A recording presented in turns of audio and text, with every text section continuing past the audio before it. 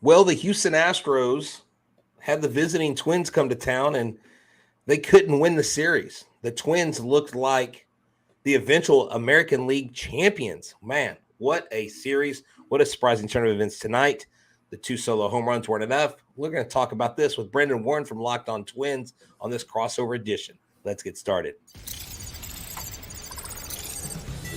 Alvarez hits a high drive center field. Bierling's back. This game is turned upside down. There's the runner. Fly ball down the right field line. Tucker comes on. Kyle Tucker.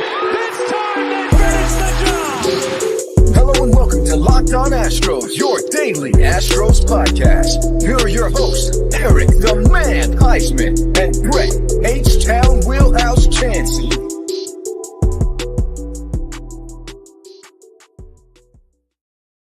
We are Locked On Houston Astros, and we're your daily Astros podcast. We have a special crossover edition with Locked On Twins. You can find me at Htown Wheelhouse on Twitter, Instagram, and TikTok.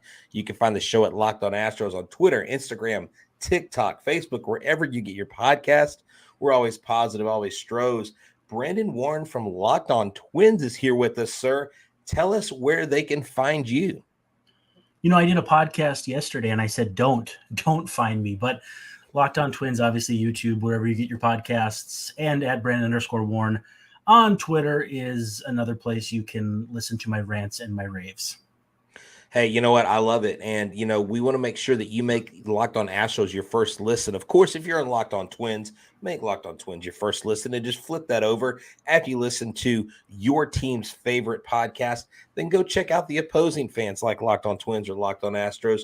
Remember, we're your team every day, whether you're in Minnesota or in Htown. And tonight's episode is brought to you by Game Time. Download the Game Time app, create an account, and use the code LOCKEDONMLB for $20 off your first purchase. Last-minute tickets, lowest price, guaranteed. So the Astros dropped 2 of 3 to the Minnesota Twins. What we're going to have to do is probably kind of forget this game that we just watched, because I was there in person. And let's talk about the game on Friday night. A 5-7 loss by the Astros, or inversely, if you are in Minnesota Twin country, 7-5 victory. You and I were talking off air before we started, Brandon.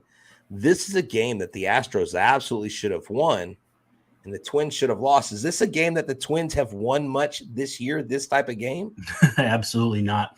This is the kind of game the Twins have lost, and I think I assumed or estimated about 12 times this season. And you look at their Pythagorean record and their base runs record, and you see that they're way off that pace. They should be better than they are.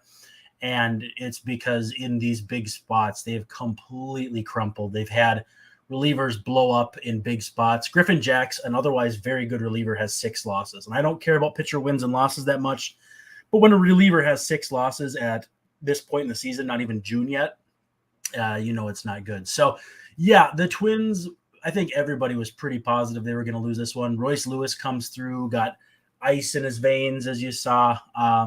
What a moment for him coming back from, ACL reconstruction and all that. But that was a game that the Twins were destined to lose. And the second that Altuve grand salami got out of there, I thought, yeah, this one's done. It's over. Oh, yeah, and I mean, we've seen it. Usually it's at the behest or to not our chagrin, but the Yankees' chagrin. Ask Yankees fans about Jose Altuve. I believe he is the king of New York, or he is their father. I think the paternal tests have come in, and he is the Yankees' daddy. And I think every time.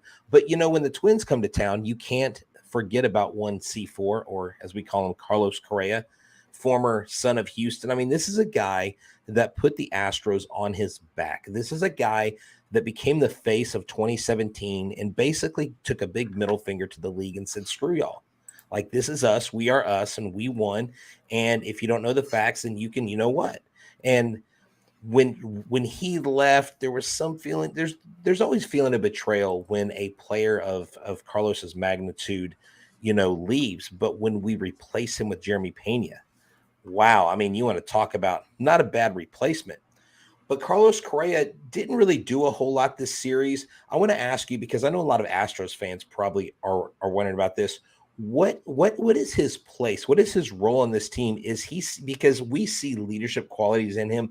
Is he a leader? Is he still working into that? Is he still so new that it's like, well, this is his second year? I mean, is he your team leader, or is that Byron Buxton or someone else? Well, so when he signed with the Twins last year, he said this is Buck's team. And I mean, either way, you can't really go wrong. These are two very good leaders, two, I think, different ways to do it. Buxton is that down south kind of chill, lead by example kind of guy. I think Correa, I don't think he's that huge, rah-rah guy either, but I think he just leads a little different. But yeah, no, there's no question he's a cornerstone on this team. He's a corner piece. And, so far it's been a struggle for him. I mean, the OPS is under 700, and that's, you're running out of time to say it's early. It's June in an hour here. So, I mean, it's not early anymore, but the defense has been good. He and Buxton have run hot and cold and for a while. And I don't know if it's still true now, but the Twins, if you looked across MLB for 1, 2, and 3 hitters in the lineup, had the lowest batting average at like 222 as of like 7 days ago. And I don't know if it's improved that much, but that's shocking because you're like, they're running Joey Gallo out there, who low batting average, but he's hit for power and all that.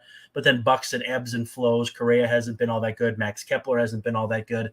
So it's been, offensive struggle, and Correa has been really at the forefront of that. But at the same time, he was young for a free agent, so you're not feeling like, he's reaching that age where he can't bounce back.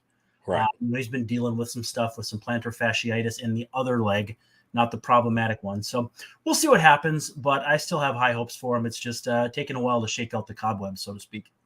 Yeah, and I think I incorrectly tweeted about that, being a little critical. I said, maybe the Astros knew more than they let on about Carlos, but it was obviously a different leg. But I'm pretty sure there is a reason why those big contracts were canceled, but that's a whole nother show.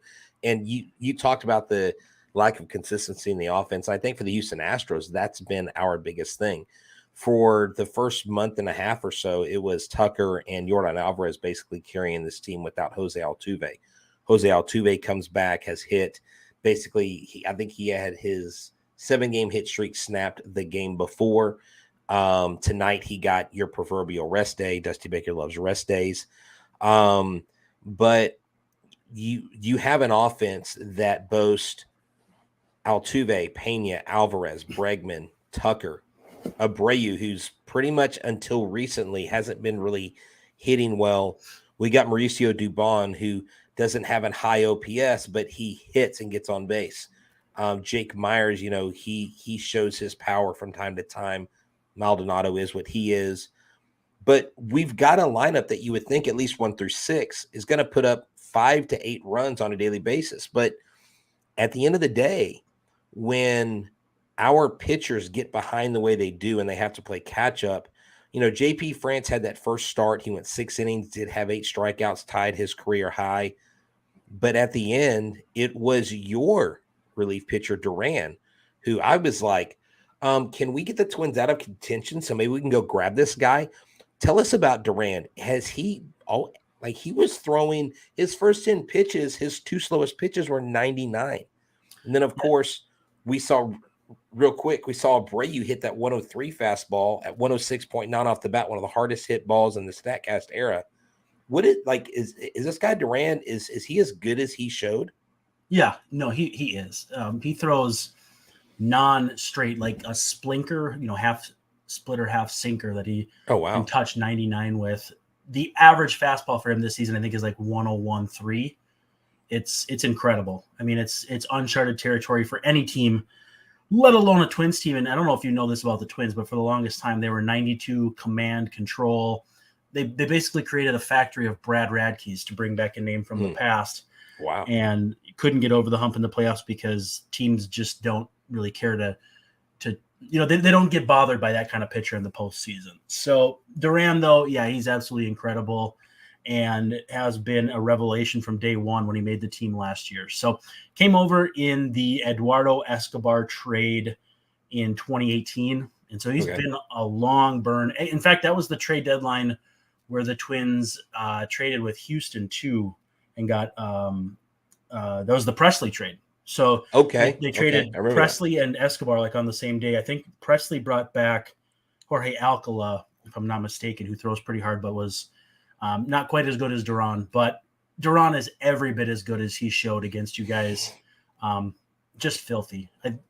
Almost a shoe-in to go to the All-Star game this year. Yeah, I would. I don't see why not. And when it is the right time, when is the right time to buy tickets? Look, if you are getting tickets from Game Time is the place to go. And I don't know, Brandon, if you've used Game Time tickets or not, but I actually used them this year for the Houston Astros, and I literally bought the tickets as I was walking up to Minute Maid Park. Nice. I got section 109, row 12. I paid like $40 for the seat. I mean, you can't ask for a better price break. And what's cool is Game Time has this special deal where if you find a ticket in the same row, in the same section for a cheaper price, Game Time will refund you back 110% of the difference. So then you could put more money towards another game. And it's not just games, because we know, Brandon, you to me look like a go out to the opera kind of guy. Maybe you're a stand-up comedy guy. Mm-hmm. They've got tickets for that too. And so what I want to introduce Locked On Astros and Locked On Twins listeners to is the Locked On code. Use the code Locked On MLB and you get $20 off your first purchase. That's right. It's easy to download. You don't have to fumble through your purse or your fanny pack or your wallet or whatever. Like, you just go to your phone, you dial it in, you hit the Game Time app, and you're there. Great seats, great prices, lowest prices guaranteed. Go to Game Time today. So this offense inconsistency, we've talked about the Astros pitching not really holding the line.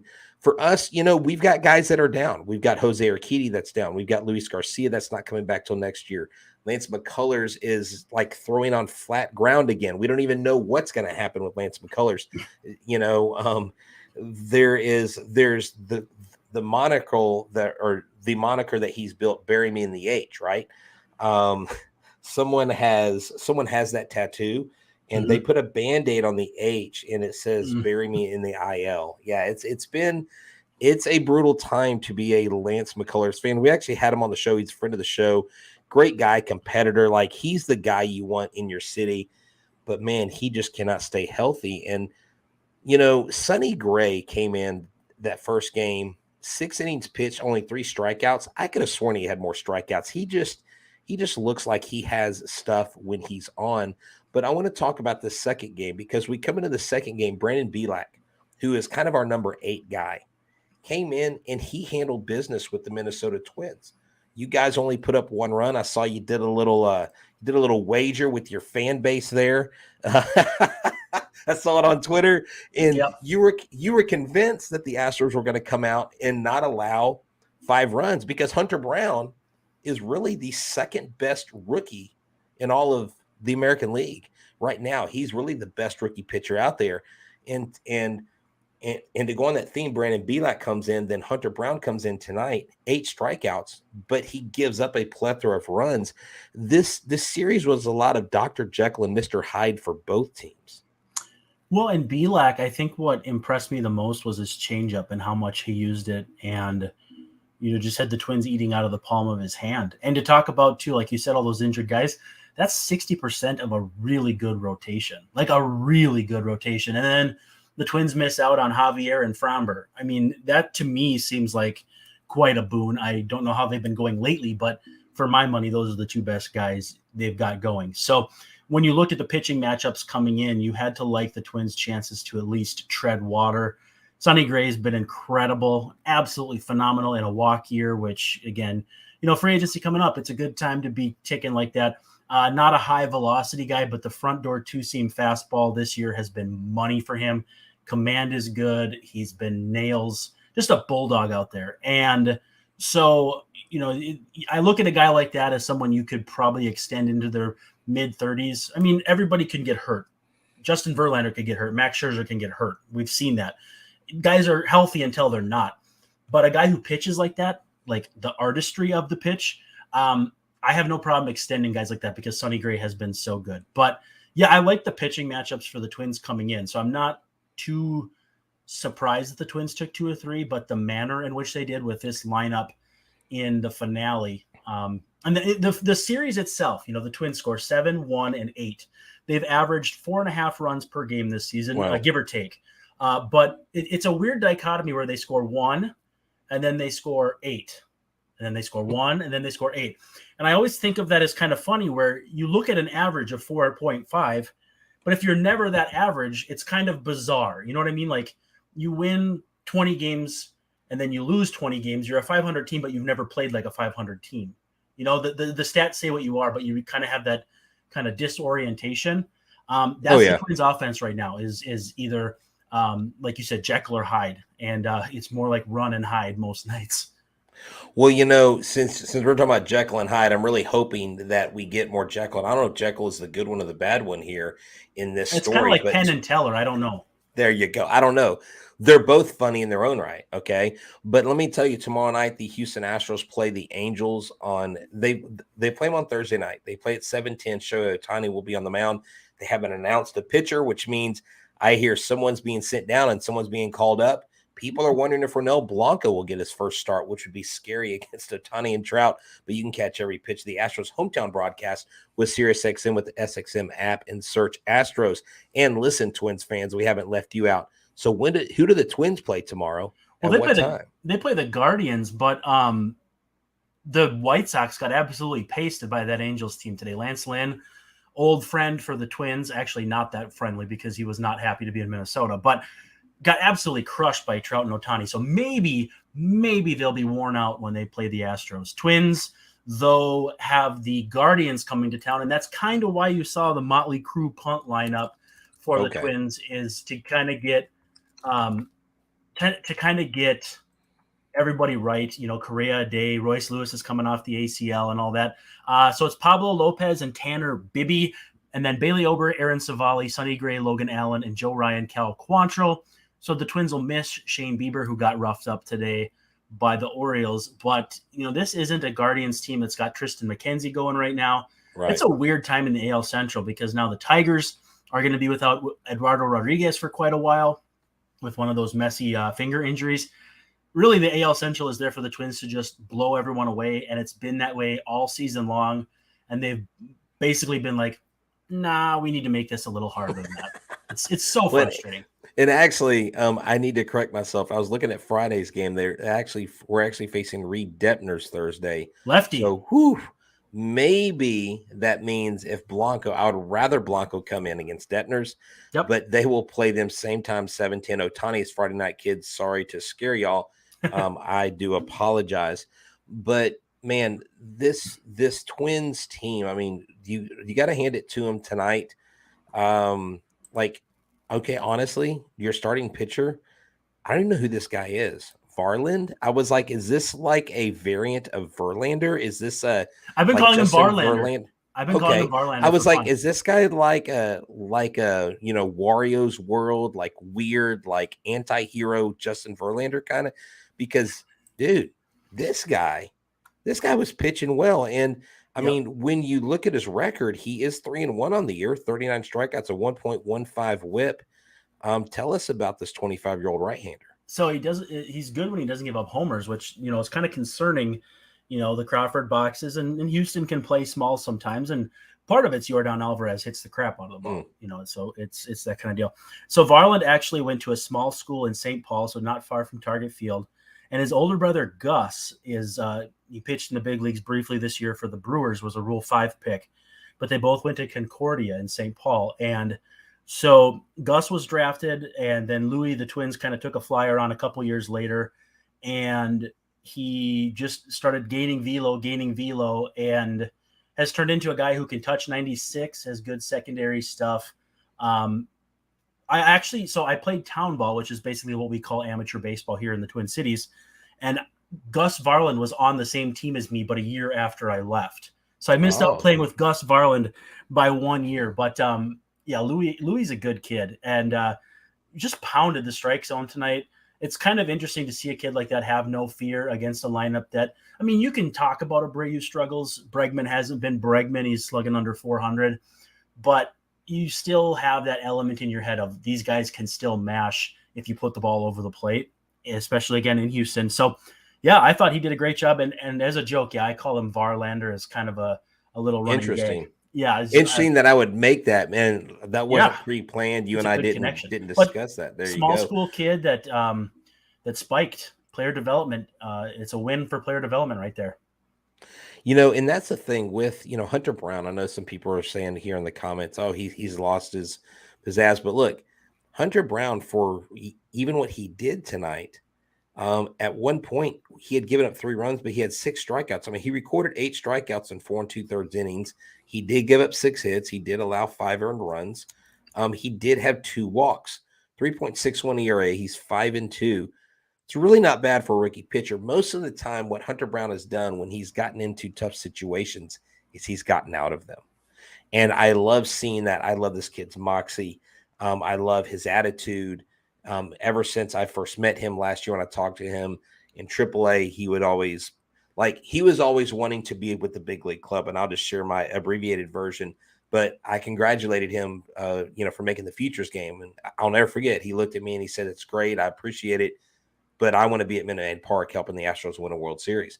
And he had some key playoff moments this last year. So everybody needs to hold their judgment on Hunter Brown. And to talk about Alex Bregman, I went to the game with a couple friends of mine, my friend Jason, my friend Ben DeBose, who's actually an MLB writer. He's done some stuff with Locked On. We were talking about how it's interesting how Tucker started hot and Bregman started really, really like cold. Bregman has started heating up, his slugging's coming up, and Tucker's kind of coming down. It's almost like water's finding its level. But what we need is if Tucker kind of meets Bregman, he needs to start rising as Bregman's rising, because Bregman is really starting to see the ball a lot better. He did hit that home run of the Crawford boxes the night before. Tonight, he led off the game, his first hit with a really solid line drive single into right center field. So Bregman, more times than not, is getting on base. Pena is, Pena had a multi-hit game, so did Bregman. And then you only had 2 other hits for the team, Myers and Diaz, who were kind of, garbage, run home runs, the 2 solo shots, and I thought, hey, I left. The last game I left, and Myers hit a home run in the 8th. They ended up coming back, scoring 4 in the 9th. They won. They had a walk-off. So I was like, oh, they're going to do it again. Well, the Twins were like, not tonight, buddy. Nope. Not tonight. So so for this segment, because we have up here the team's outlook, the AL Central talk, and then thoughts on your thoughts on the Astros. Where's this Twins outlook? And I think you touched on it a little bit. Do you see the Twins ultimately winning out? Because right now, if the playoffs happen today, you guys would be playing us in the opening round. The rest of the division is terrible. It's just cut and dry. The White Sox are awful. I don't believe in the Guardians' offense whatsoever, and the Tigers are not good. And now Riley Green is hurt. He just got hurt. Yeah. So the injury for Rodriguez, the Twins have had 2 pitchers, I believe, have similar injuries. Randy Dobnak, who has never come back from it. He's in AAA now, got taken off the 40-man roster, just kind of toiling down there. And then Taylor Rogers had it too. And the reason I keep making this claw thing is because it's like a rock climber injury. It has to do with like a pulley in your finger, and it's a significant injury. And then, Taylor Rogers was the other one. And we all know Taylor Rogers hasn't been the same the last couple of years. He started off pretty good with the Padres last year and then was a mess down the stretch, got traded for Josh Hader, was a mess for the Brewers. And he's been pretty bad so far this season for the Giants. So it's a pretty big deal.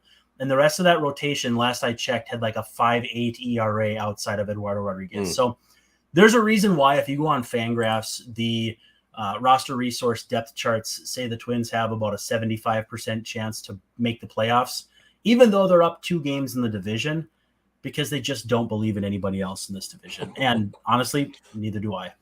Well, I think you could name them the Detroit trade pieces, the Cleveland trade pieces, the Chicago. Hey, and let me tell you, me and my friends were discussing possible trade scenarios, and Astros fans are going to love this. And I don't know who would give up for it, but I would love to take on the project of Lucas Giolito, coupled with, now this is going big or go home. I know where this is going. Coupled with Luis Robert. Yep. I mean, Can you imagine Luis Robert in this outfield with this offense with Yordan Alvarez? Yep. It would be game, set, match. I mean, he would be what people were like, oh, we got Jose Abreu. That dude, look, man, he took some feeble swings tonight. And when he makes contact, it just isn't, okay, like Mauricio Dubon, the first ball he hit, he crushed it, but it died off the bat. He just doesn't have the power. Like some guys have it. Like if Yordan hits that, if Byron Buxton hits that, if Carlos Correa hits that, that ball's going a freaking mile. The Astros, I think Bieber is probably out there, probably going to be a trade piece possibly. Mm-hmm. There's a lot of AL Central pieces that I think that might fit with the Houston Astros. The one that I keep coming back to for the Twins is Scott Barlow, the reliever for the Royals, and I like Josh Stalmont. I'd be okay with Amir Garrett. I really don't want anything to do with Aroldis Chapman. That's for separate reasons. But the rest of the division, when I look at it, there's some relievers who can help the Twins, and I feel like I like this bullpen, but Jorge Lopez, as you saw this evening, is going through it. He is just in a funk, and he's kind of been in one since the Twins traded for him. I love the stuff, throws the crap out of the ball, big sink, gets ground balls, but he's been just kind of off. And so the bridge to Duran has been a little bit rickety, which is why the Twins have lost all those games the way they have. Well, because he's got 5 innings pitched, 10 hits, 8 earned runs, only 5 strikeouts to 4 walks. So May was horrible for him. He didn't give up an earned run in April, and then in May he had, coming into tonight, I think like an 8.10 ERA. So just again, Jekyll and Hyde. So I was at the Space Cowboys and Salt Lake Bees, which is the Angels affiliate. They had Joe Adele out there. They were flexing David Fletcher at the leadoff spot. It was crazy. I think it used to be a Twins affiliate, by the way. Oh, Salt Lake, really? Back in the day. I didn't know that. Yep. And so I'm sitting there watching these guys, play, and the pitcher that came in, they just traded for, I forget his name. He gave up like so many runs. His ERA in the official scorebook was like 138. I bet it was 135. Yep. Oh, yeah. Because I've played video games where I've had really bad outings, and 135 is like, what is it? Like, it's something unbelievable, like 9 earned runs in 2/3 of an inning or something like that. Exactly. It's crazy. No, it is. And so look, the Astros are inconsistent right now, but the Astros, even without Garcia, even without Urquidy, I mean, your big 3 horses are Javier, Valdez, and Brown, and I would put those 3 against pretty much any top 3. Mm-hmm. Do you see the Astros coming out the AL West? I mean, look, the Rangers, I know people give me crap how I'm not respecting the Rangers. I don't believe it till I see it kind of with the Rangers here. I think it's a marathon, not a sprint. I think the Astros have the horses in the stable and the experience to eventually overcome the Rangers. It's taken a little bit longer. I honestly thought 2 or 3 weeks ago we would have had this already taken care of and behind us. But look, the Rangers are scoring a lot of runs. They're taking advantage of the bad teams. They're scoring double-digit runs. They went to Baltimore and handed them their head. So do you see the Astros ultimately coming out on top in the AL West? Is that the consent of people like outside of Houston? Yeah, I think so. I mean, I've been impressed with Texas. You can't help but be impressed with them, and they're doing it without the benefit of Jacob deGrom, who they spent all that money on. I mean, he's pitched a little, but true. He's on the shelf now, and it's obviously a familiar feeling if fans of his can look back to the late end of his Mets career. So Evaldi's been awesome. Martin Perez, who the Twins had for a year, he's turned it around, become an all-star there. Dane Dunning, incredible. I've loved John Gray for a long time and wanted the Twins to draft him. They missed it by a couple picks. Wound up with, I think it was Cole Stewart that year. I could be wrong, but I like how they're built, but Houston to me is it. I think Houston, and again, I look at this AL and nobody's unbeatable. The Rays raced out to that great start, and I think the Rays are really good, but I don't look at going into the Trop as the same as going into the Bronx for the Twins the last 20 years, where they're like 44 and 135 or something. Like it's an insanely bad record. It's like Oakland A's in 2023 bad. I don't see it like that. So I see the rest of this league as competitive. And I think the Astros, to me, they're just a little better rounded team. Certainly it helps that they've been there before. I don't expect Jose Abreu to swing a wet pool noodle all season long, and they'll get some guys healthy. Yeah, it's great to have Altuve back. I think that gives the lineup an added element of depth. I want to see Brantley come back. I think that problematic shoulder dates back actually to at Target Field when he was playing with the Guardians, and I think it's been shaky since. He's had some great years since, but I think that was the beginning of the issues. And I'm hopeful he can come back soon, not only for fantasy baseball purposes, but because I want to see him succeed, and I want to see the Astros succeed, because it's easier to root for a team that's not in your division. There you go. Hey, you know what? We'll take it. Yeah. And look, we're going to give you a playoff opening round win, but it's not going to be against us, okay? It can be against anybody. Sure. Hey, look, take on the Yankees. Just take the Yankees out, okay? Because exercise the demons, right? That's right. That's right. Well, hey, Brandon, this has been a great crossover. I really appreciate it. This is actually the first time we've talked tonight a little bit before we started. Great job. I know you took back over. You said you were there. Then I believe Nash was there. Then you came on. Love Nash. Man, keep doing a phenomenal job. You guys do a great job up there. Minnesota, I've never been there. I played volleyball with guys in college from there.